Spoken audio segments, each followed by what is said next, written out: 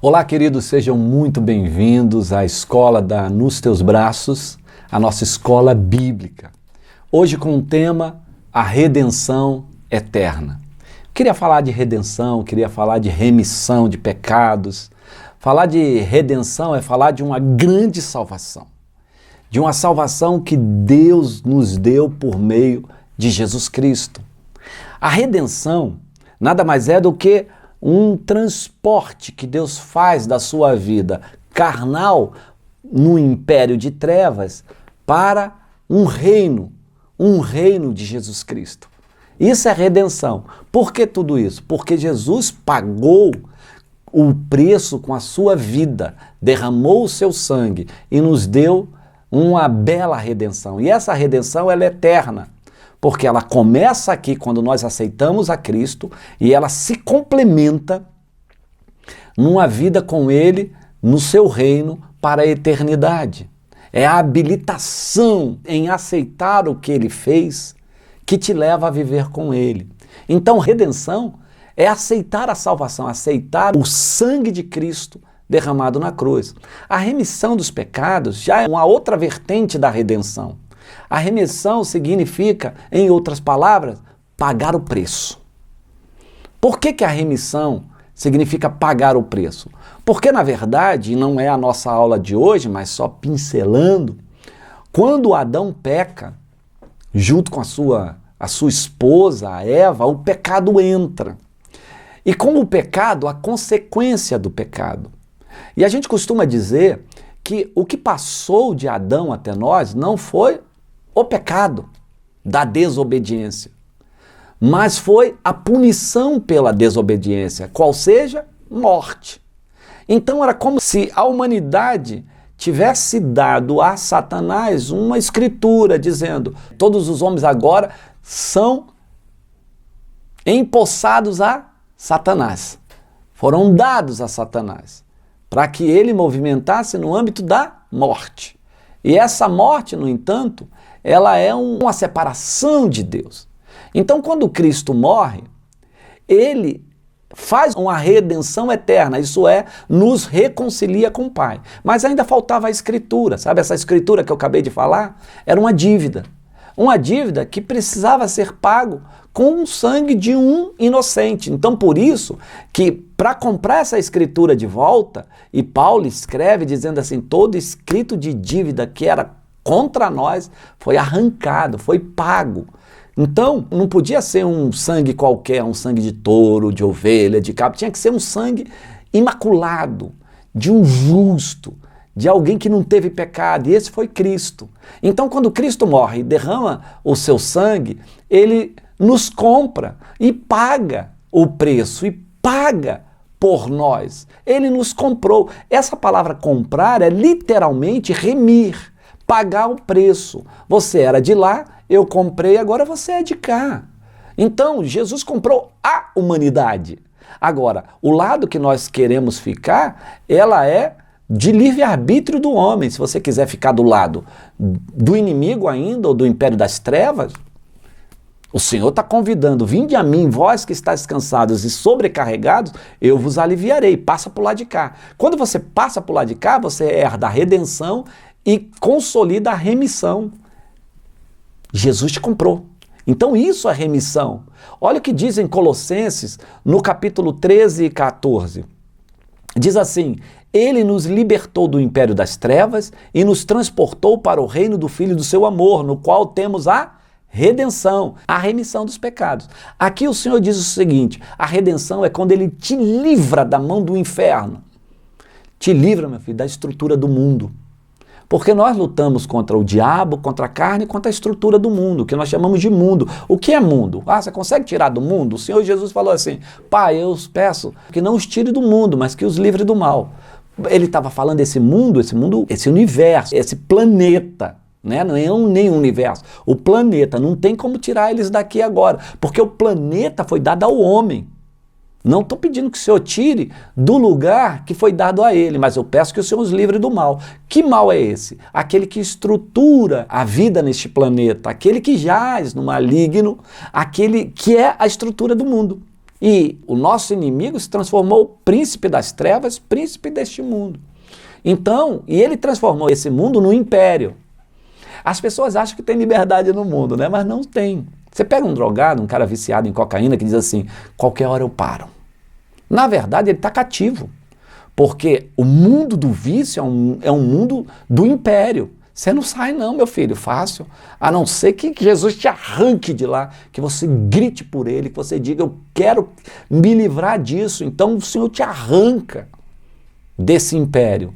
Então as pessoas acham que são livres, tendo uma vida sexual livre, uma vida de prazeres livre. No mundo, você está cativo, é escravo. Isso é uma conotação muito simples e clara na Bíblia. O diabo nos fez escravo. E o Senhor, nessa comparação, diz, vem para cá ser meu escravo. Mas aqui você é um escravo livre. Lá você é um escravo. Então, esse contexto de ser escravo, você o é por amor. E você é livre, até para pecar. Só que você não o faz. Sabe por quê? Porque você ama Jesus. Então ele promoveu a verdadeira redenção derramando o seu sangue. Ele pagou o preço, isso é remissão, pagou o preço. Ó. Quando o diabo vier e disser assim, olha querido, você é meu, você vai dizer, eu fui comprado por um alto preço. E a gente canta, né? Eu sei que foi pago um alto preço. Já viu essa música antiga, de décadas? Para que contigo eu fosse um, meu irmão. O preço foi pago pelo Cristo. E tem outras pessoas que não gostam de dizer que o crente tem que pagar preço, porque Jesus já pagou todo o preço.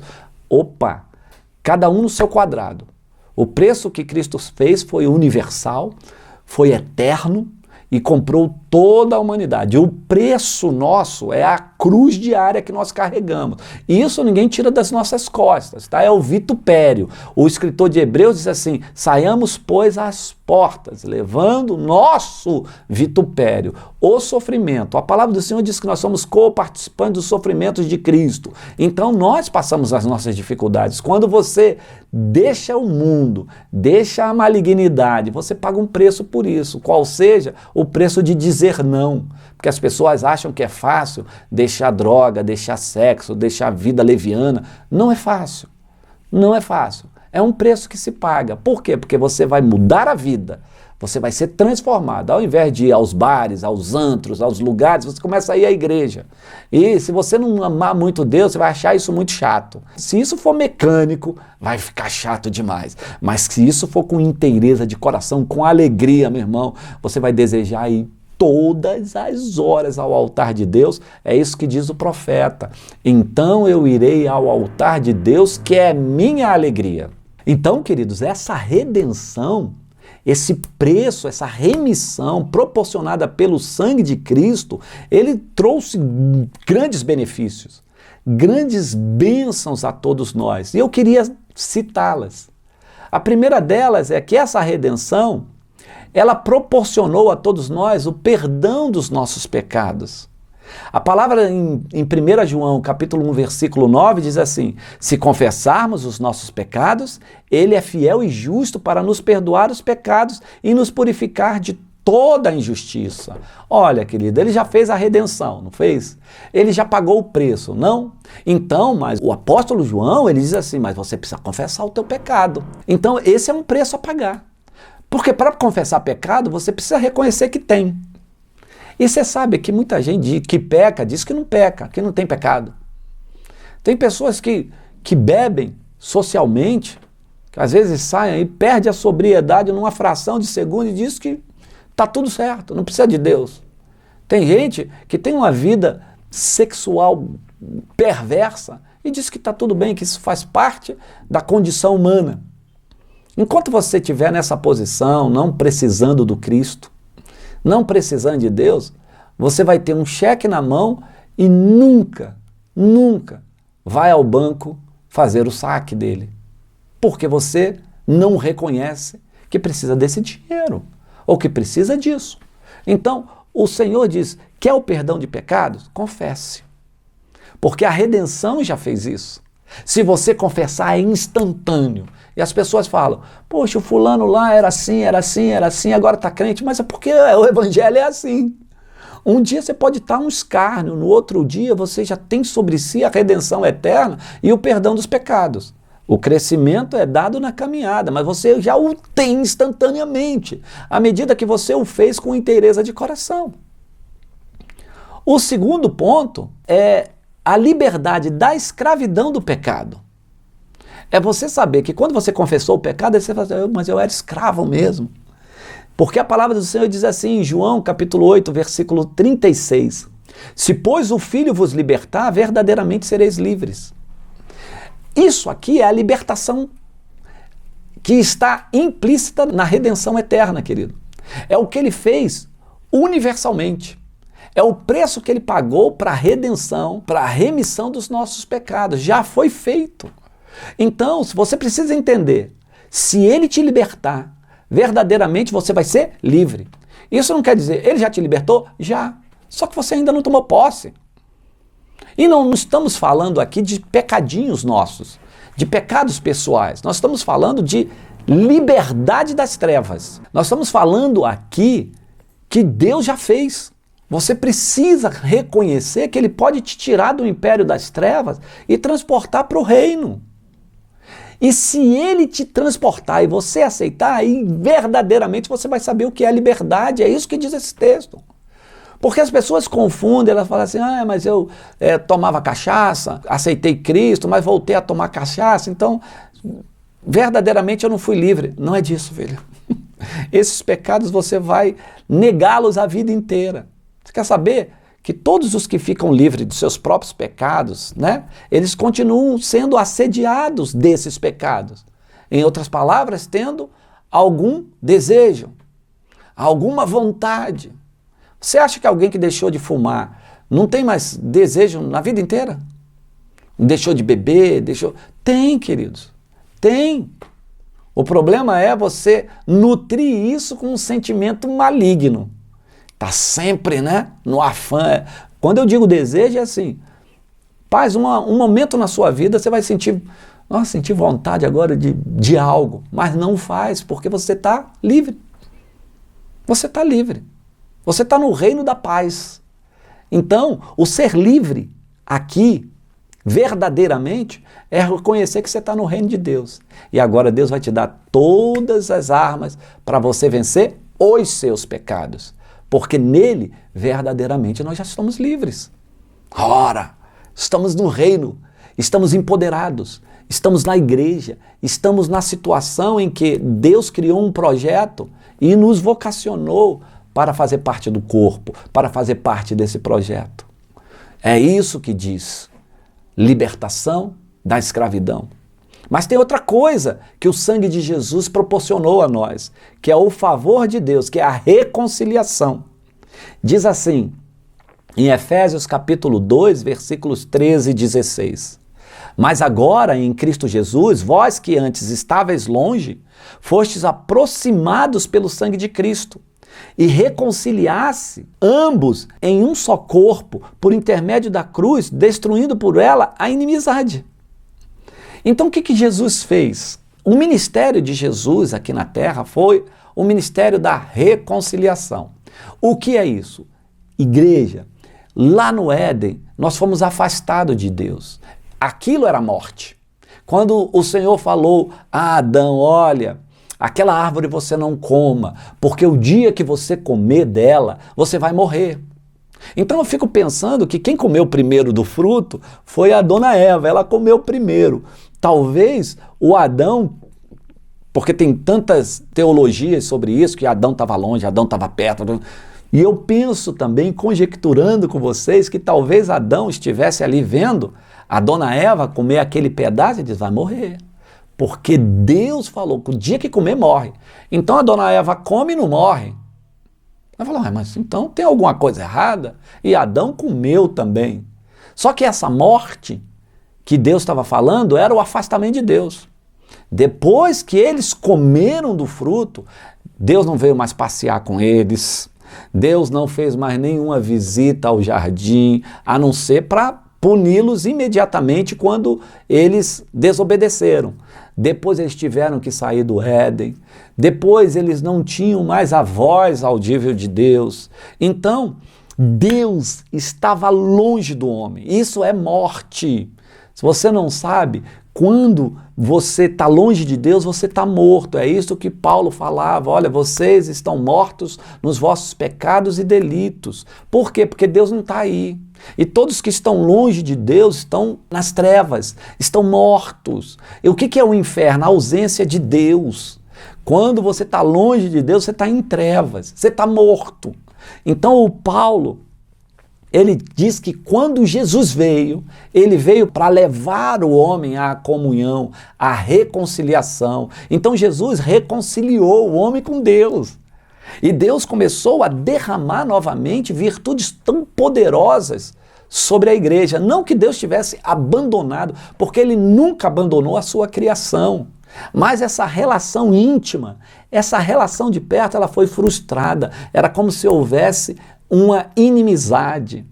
E o Senhor disse em Isaías, assim, olha, meus ouvidos não estão surdos para que não possa ouvir, nem a minha mão, né, frouxa para que não possa atender vocês, mas os vossos pecados, as vossas iniquidades é que fazem a separação. Então havia uma separação. E agora, através de Cristo, houve uma reconciliação, uma aproximação do homem com Deus. Tanto é que se nós orarmos aqui, Deus está pronto a nos ouvir e pronto a nos atender, segundo a justiça dele. É isso que Paulo fala, que Jesus inaugurou o ministério da reconciliação. Então o ministério da reconciliação traz o favor de Deus. Se você estiver precisando dele hoje, a mão de Deus está bem perto. O Todo-Poderoso é capaz de ouvir e é capaz de atender você.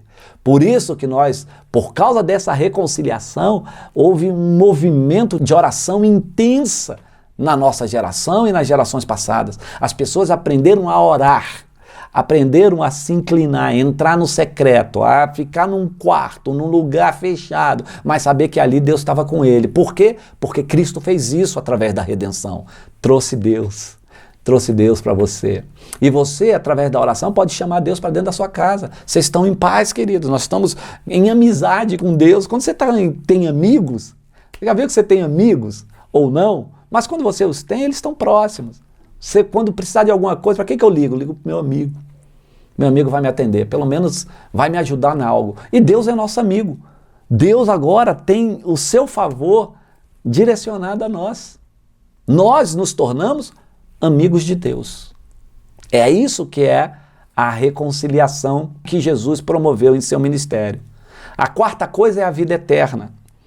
Diz assim, porque Deus amou o mundo, né? João 3,16, de tal maneira que deu o seu Filho unigênito para que todo aquele que nele crê não pereça, mas tenha vida eterna. Foi para isso a redenção. Para você viver não somente aqui, mas eternamente com ele. A remissão dos pecados te faz isso. Você foi comprado, você é dele, filho. Você é dele agora, para juízo, você é dele. Eu costumo dizer que o melhor lugar é estar na mão de Deus. Se vem juízo, se vem algum tipo de punição, se Deus nos prova, se Deus nos testa, como nós falamos em outros estudos, Deus também nos leva para junto dele, Deus também nos acolhe. Então, a redenção foi para uma salvação eterna. Salvação de quê? Da ira que vem. Salvação de um mundo corrompido, salvação da escravidão. Ah, para que eu preciso ser salvo? Porque o inimigo, ele está bem próximo deste mundo e bem perto daqueles que não amam a Jesus, que um dia você vai dizer, meu Deus, me tire disso. Eu não sabia que eu estava tão no lodo. Só quando você vê o Cristo e o entende. A outra coisa que a redenção fez foi o direito de entrar no reino de Deus. Mateus capítulo 25, versículo 34. Então dirá aos que estiverem à sua direita, vinde benditos de meu Pai, e entrai na posse do reino que vos está preparado desde a fundação do mundo. Então, a outra coisa que Jesus veio fazer nessa terra foi anunciar o reino. Jesus não veio falar dele próprio, eu sou isso, eu sou aquilo, não, era sempre meu pai, o meu pai, o meu pai. Porque o que Jesus fez? Trouxe o ministério da reconciliação e também trouxe o anúncio do seu reino. O meu reino está próximo, o meu reino não é daqui, mas meu reino vai chegar. Quem acha uma pérola, né, como se achasse um tesouro, porque meu reino é comparado a um tesouro, meu reino é comparado a uma semente que vai dar muito fruto, que vai crescer. Então, Jesus, ele veio neste mundo falar do reino dele. E a gente fala pouco, porque a gente confunde confunde salvação eterna com o reino de Cristo. O reino do Cristo, do nosso Cristo, da nossa linha de entendimento, é um reino milenar. Ele tem duração. A duração é de 1000 anos. Esse reino vai ser implantado. Jesus vai se assentar no trono. Ele vai reinar. Aí começa a eternidade. Mas essa primeira parte da eternidade chama-se milênio, 1000 anos. E nem todos entrarão nesse reino, porque o Senhor disse, olha, o direito a entrar no reino é para aqueles que estavam à sua direita. E quem é os que estavam à sua direita? Aqueles que se houveram bem na passagem neste mundo, que fizeram as suas obras, porque as obras nós vamos apresentá-las a Cristo. Então, queridos, nós precisamos trabalhar, precisamos fazer obra de ouro, fino, para que a gente entre no reino prometido de Cristo. Em primeiro lugar, o primeiro processo da vida eterna chama-se reino milenar. Então, querido, creia nisso, creia no Filho de Deus. Atos dos Apóstolos, versículo 16, 31. Crê no Senhor e será salvo tu e a tua casa pode ver o reino de Deus. Porque quem crer em Cristo e crer no Filho de Deus como o divino Salvador é a nossa única esperança. É a nossa única esperança. Você precisa crer no Cristo, você precisa amá-lo. Gente, não negocie Jesus Cristo e nem coloque Jesus Cristo como qualquer homem, qualquer pessoa que só entende os seus problemas. Eu costumo dizer que se você não conhece bem Jesus, você vai achar que ele é igual a você, porque ele passou por aqui, te amou, deu exemplos. Olha, mas Cristo agora está assentado à destra do Pai. O Cristo está esperando o momento onde haverá de julgar os vivos e os mortos. O Cristo agora é o Todo-Poderoso, o Rei dos Reis, o Senhor dos Senhores, aquele que pode fazer algo por nós. Atos dos Apóstolos, capítulo 4, versículo 12, diz assim: e não há salvação em nenhum outro, porque debaixo do céu não existe nenhum outro nome dado entre os homens, pelo qual importa que sejamos salvos. Então a redenção eterna aconteceu para a nossa salvação, e a nossa salvação não vem de nenhum outro, senão Jesus.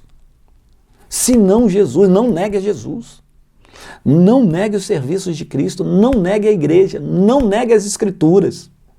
Em nome de Jesus, tem a salvação e ela está próxima, porque os fins estão se concluindo, né? Nós estamos chegando a um período muito próximo da vinda de Cristo. Muito próximo, se acautele disso. João capítulo 14, versículo 6 diz assim: e o próprio Jesus disse, eu sou o caminho e a verdade e a vida, ninguém vem ao Pai senão por mim. Salvação é só por meio dele. Salvação por meio dele. Essa conversa de Jesus em João capítulo 14 é uma conversa esclarecedora, porque Jesus falava que ele estava subindo, ia preparar um caminho, e ele falou, vocês já sabem, né, meus discípulos? E o Tomé fala, Senhor, não sabemos nada, não sabemos nem que caminho é esse, nem para onde você vai. Mostra-nos o Pai. O Filipe falou, mostra-nos o Pai, e está tudo certo. E Jesus falou, Filipe, quem vem a mim vê o Pai. Falou, Tomé, eu sou o caminho, a verdade e a vida, ninguém vem ao Pai senão por mim. Então eu queria dizer aos Tomés de hoje, Jesus é o único caminho. Aqueles que só acreditam vendo. A alguns Deus dá de ver, de tocar. A outros Deus dá a fé somente, de esperar e saber que é verdade tudo que ele disse. Então quem vê Jesus vê o Pai, porque o Pai era uma luz inacessível. Ninguém via Deus, ninguém tocava em Deus. Mas quando Jesus veio, Jesus falou assim, Tomé, toca aqui, sou eu, pode tocar. Agora, quem vê Jesus vê ao Pai. E por quê? Porque Jesus é Deus. Então, querido, ame a Deus, ame Jesus. Por quê, querido? Como escaparemos nós se negligenciarmos tão grande salvação? Quanto mais conhecimento, mais responsabilidade você tem no dia do juízo. Ou você terá, perdão. Porque as pessoas falam, olha, mas eu não sabia. Esses estudos te levam a isso. Quando você ouve uma palavra como essa, você se responsabiliza muito para que naquele dia você seja julgado como um bendito de Deus.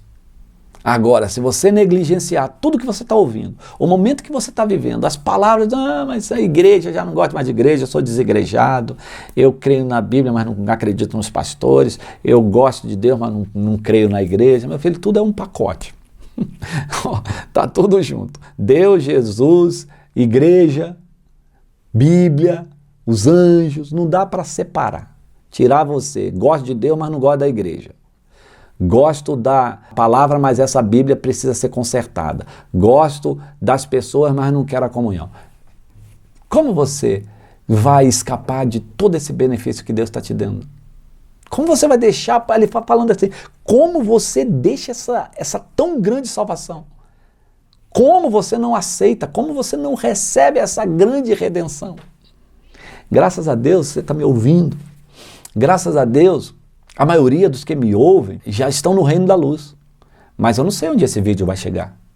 Talvez ele chegue em alguém que não gosta de igreja, não gosta de pastor, não gosta da Bíblia. Eu vou dizer, a grande salvação pode se abrir diante dos seus olhos. Abre o coração, faça uma prova com ele, chame Deus, e eu tenho certeza que Jesus, o Deus, o Todo-Poderoso, vai lhe proporcionar um grande encontro com ele. Que a vida de Deus entre na sua casa, no seu lar e te abençoe. Que Deus abençoe a sua vida, rica e abundantemente.